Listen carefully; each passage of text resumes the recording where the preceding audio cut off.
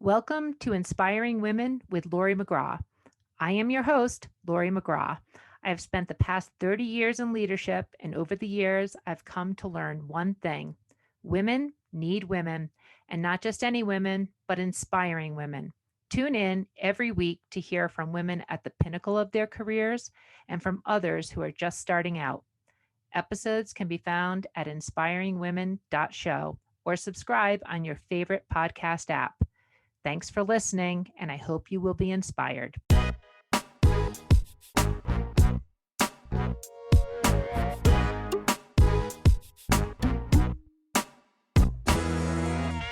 Welcome to another episode of Inspiring Women, and today we're speaking with Valerie Sullivan. Now, Valerie is the president and CEO of etectRx, which is a digital medication and pill delivery company, very innovative. We'll hear more about that. Valerie's professional background includes experience in pharma, digital health, and pharma services. She previously has held many leadership positions, including being the president of InVentiv Patient Access Solutions, which a company which she sold to Xerox back in 2015. She was the leader of a part of Pear Therapeutics, and she began her career in pharma when she was at Pfizer for about 15 years. Now, Valerie serves on several different boards. She is a faculty professor at Bentley University, where she teaches on management issues and women's issues. And Valerie, I'm really pleased to be talking to you today.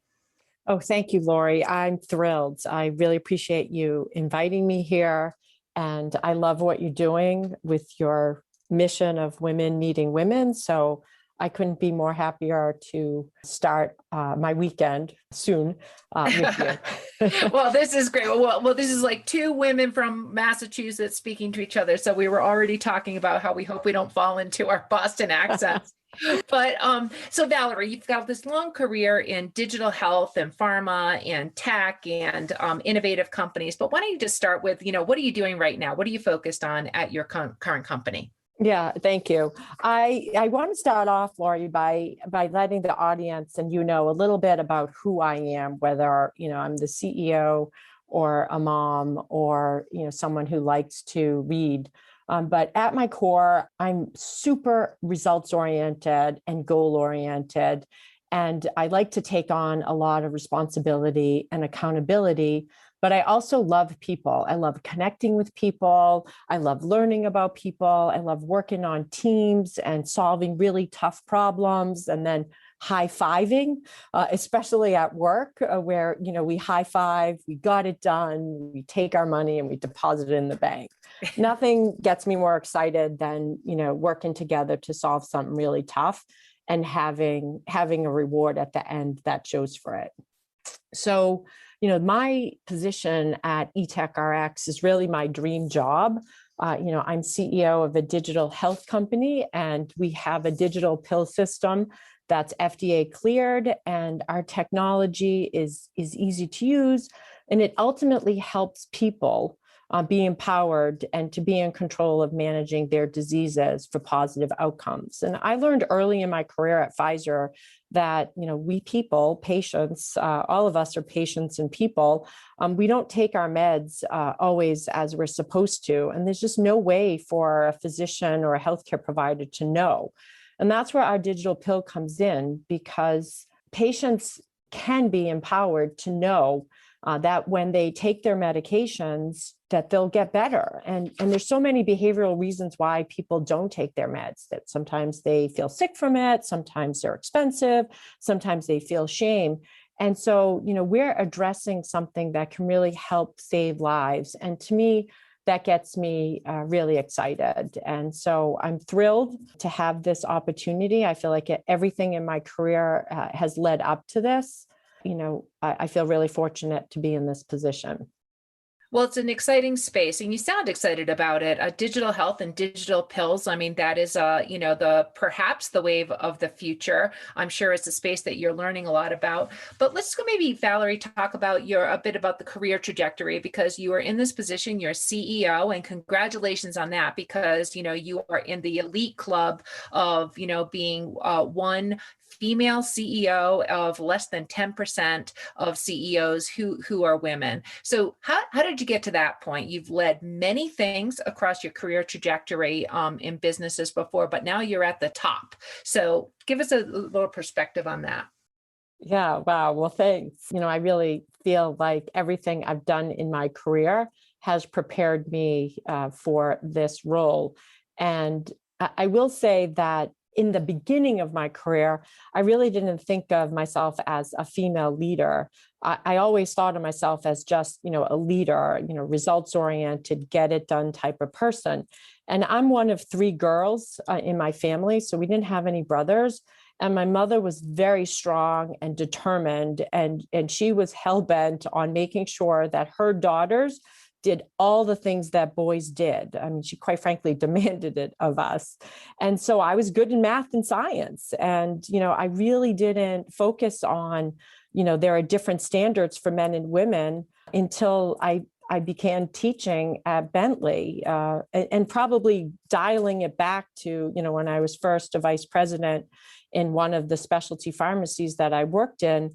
There were signs, but again, so goal oriented. I don't know if I ever stopped to think, hey, I'm being treated differently because I'm a woman. And so I don't know whether that's good or bad, but it really was the case. And it sounds naive, but it is true.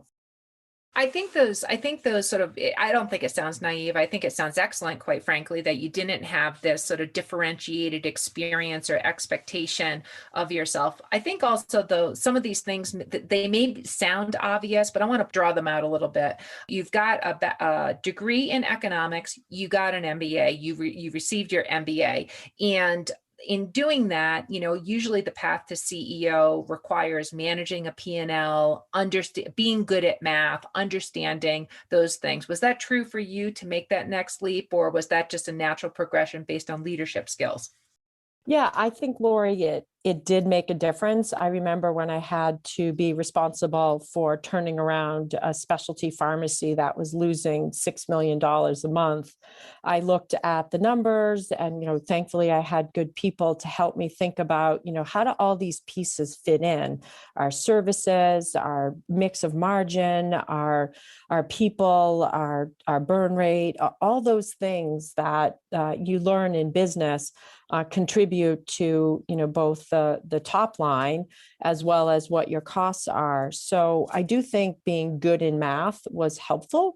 I also think being focused on goals and being able to discern, where should we focus our efforts, and being able to make decisions. Leaders have to make decisions. And in order to get results, you have to choose a path forward. So I feel like I was blessed with a focus on results in my first P&L job.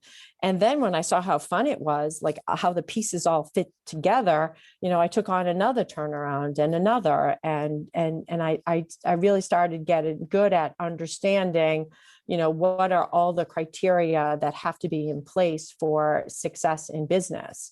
And the last spot that, I truly put the pieces together, came from this course that I teach at Bentley, understanding how, my love of people, trying to figure out that all people are different that you manage. And, I had this bias that, everyone's like me. So everybody does like solving problems. And when I learned that, no, people really don't get as excited about that as you do, Valerie. So you have to figure out what gets them excited. And that got me excited to say, hey, let's put people together who have ideas versus people who can get things done versus people who can see where, the quality issues are. And when you think that way, it really does accelerate business performance. And so as you demonstrate more experiences, you get more opportunities to deliver results.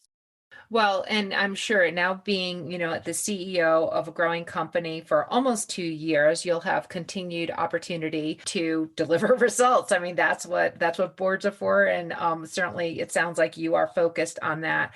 Valerie, maybe let's move to sort of, the how you got here. And you said that, maybe you were naive and didn't necessarily experience gender differences, whether it was expectations or what you were striving for. Has that always been true? You worked at some very large companies like Pfizer. And were there points along the way where you felt there were different expectations of you than men? And I'm just curious about what your experience has been. Yeah, I was very fortunate at Pfizer to have such a long career. It's a terrific company today. It was a terrific company back then, and it really believed in its people, and it invested significantly in developing leaders and culture. And I learned a lot from that. And I feel very fortunate that I was able to progress into, a role as a vice president in specialty pharmacy and leading the InVentiv Patient Access Solutions group. And I will tell you though, Laurie, it wasn't until I decided to raise my hand and articulate, hey, I want to be a CEO. And it took me a little bit of time to embrace that desire for me. Because I thought, well, nice girls don't raise their hand. They just wait to be picked. And that wasn't working for me. And so I had to do some practice, and I had to find my power and do it in a way that didn't give away my power, but also allowed me to pursue, my dream and land in this position. And how did you do that? Was somebody helping you? Did you have a mentor? Did you have a group of people or peers or friends or someone that was pushing you? Or was it really self-directed in terms of how you thought about it and then made those next steps? Yeah. I don't think anything is self-directed. I mean, I think we're all connected in some way. And so every single person who gave me the gift of feedback and rooted for me, or sometimes, foiled my path, all of those learning experiences, I think I'm pretty analytical, and, I can see what lesson it had in that for me. And so I had to practice. I had to practice saying like, hey, I want to be CEO, and feel that pit in my stomach, wondering, does he or she think I'm up for it? And again, I just had to keep saying, this is what I want. This is where my goal orientation helped. And the more I did it, like anything, it's hard at the beginning, but I wanted to stay focused on where I wanted to go, because I truly believe that I have the opportunity to build out businesses that leverage the best in people and also drive results. And, being a creative type, I'd like the opportunity to see how well I could do at that. Well, Valerie, maybe I want to dig in a little bit more, because I think the advice of practice is really, really excellent advice, and also something that sounds obvious, but people don't actually do it. And the other thing that you said is I had to ask for things. So tell us how you did that, because again, these are things that people hear all the time, but how did you actually make that happen? Because, that pit in the stomach, the feeling nervous, the skirting around the big questions and not being direct are kind of the typical traps that women, what I see and hear, tend to fall into. How did you really go about asking for things, practicing for the things that you wanted? And then what did you hear when you did ask? Either the great answer of, yes, you can have that, or guess what, not so much. Yeah. I remembered in one of my training sessions at Pfizer that, and this is, I started off as a sales rep. So, selling is in my blood, and, every situation is a selling situation. And I remember also great experience for being a CEO. Right. Yeah. No, every situation is selling. And I remember one of my bosses says, hey, you don't get what you don't ask for. And another one of the trainers said, hey, I would just practice asking for an upgrade every time I checked into a hotel, because, hey, you never knew if you would get it or not. And so, that advice came back to me when I was looking for my next opportunity, and I wasn't getting asked to be a CEO. And I'm, curiously thinking, like, why not? Like, I've got all the experience. I've been at this for a while. I've got all these proven results. And so that advice came to me again, grateful for all those moments of advice that I got throughout my career. So that's why when you ask, Laurie, do I have one mentor or several? I feel like everyone that I've worked with in my career has helped me get to this place, and I couldn't be more grateful. But I had to ask, and the first time I asked, and the second, and the third, and the 50th, and the 100th, like, hey, well, what are you looking to do? I would come out and say it, and I would really practice the approach, because you just never know what people's biases are. If they feel like a woman should be CEO, if they feel like a woman has to be a CEO 10 times before they're successful.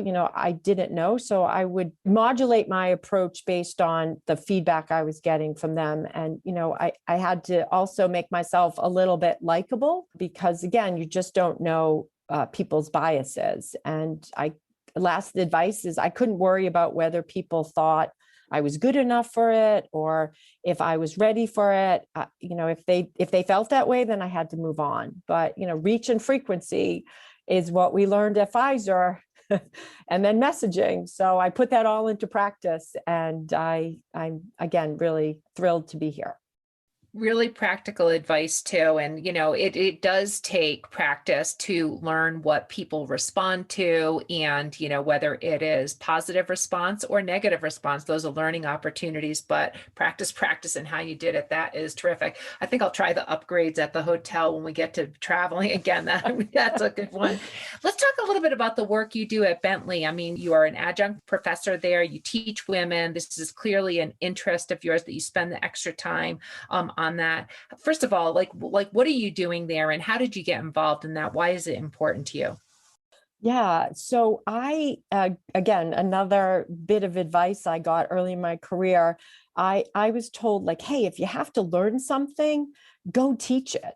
And so, we were masters in most of the companies that I worked with, especially ones that I led, that if somebody needed to learn something, whether it was better selling skills or interpersonal relations or building a PowerPoint deck, I would ask them to teach a course in it, whether it was an hour or a day long.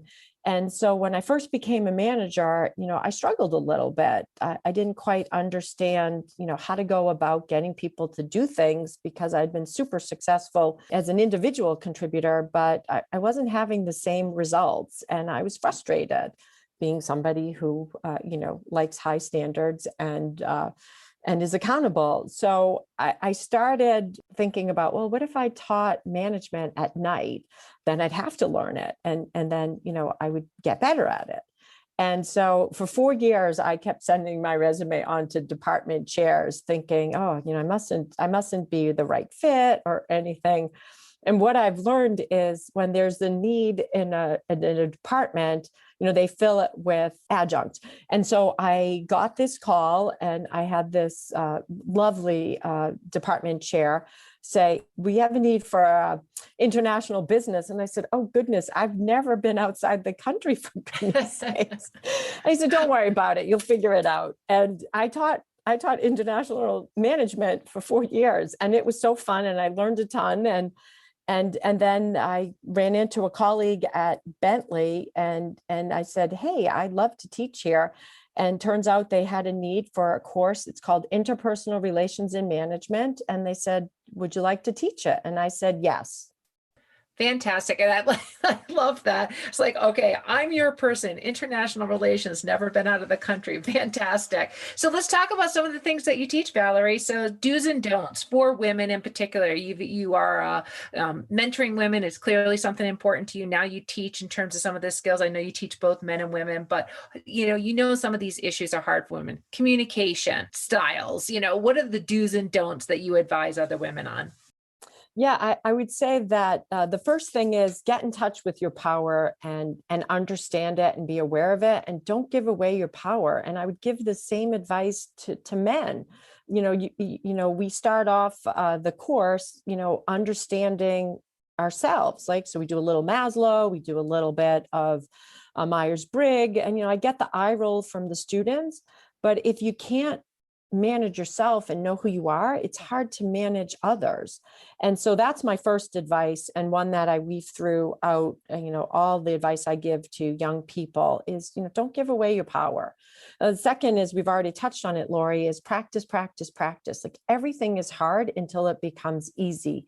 And nobody teaches, kids in elementary school and high school human behavior. Like, how are we as humans? Like, we want what we want, and we like to feel good, and we don't like to feel bad. So, like, failure is bad. So we don't take risks at work. And so all of the basic that you think, oh, well, that's basic eye roll. Of course, I know that, being able to incorporate that into who you are, and then practice it and figure out what works, and be diligent and have balance, because, you don't want to always be forcing, yourself and your goals onto others. But at the same time, you don't always want to be acquiescent and focused on harmony, and having the ability to discern and know when to be strong and when to hold back is, a little bit of both art and science.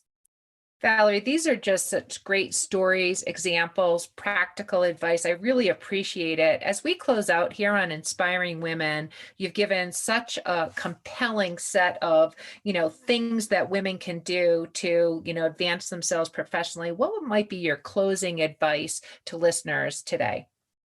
I would say that, again, I can't repeat it enough. Just don't give away your power. And what I loved about your podcast, and I do love about it, but when I first heard about it, is, your focus on women needing women. And I couldn't agree more. Like, really help each other out and support each other, especially in areas where you don't feel like you're giving away your power, right? But the other thing is, women need men too. And women need to know that we're different than men. And there are men who really support women. And so what I would say is, ask for that help. And when you see a man and woman interacting in business and it's not going quite well, it's almost like the importance of seeing that the situation as it is, ask that man to advocate for that woman and say it's stylistic and not results oriented, because we all need each other to be successful. And I would say that remembering that and being who you are and staying true to your power is really powerful. This has been just a great conversation. I've enjoyed this so much. This has been another excellent episode of Inspiring Women. We have been talking to Valerie Sullivan. And Valerie, thank you so much. Oh, thank you. It's my pleasure. And I really love what you're doing. So keep it up. And it's very inspirational to me. This has been an episode of Inspiring Women with Laurie McGraw. Please subscribe, rate, and review. We are produced by Kate Cruz at Executive Podcast Solutions. More episodes can be found on inspiringwomen.show. I am Laurie McGraw, and thank you for listening.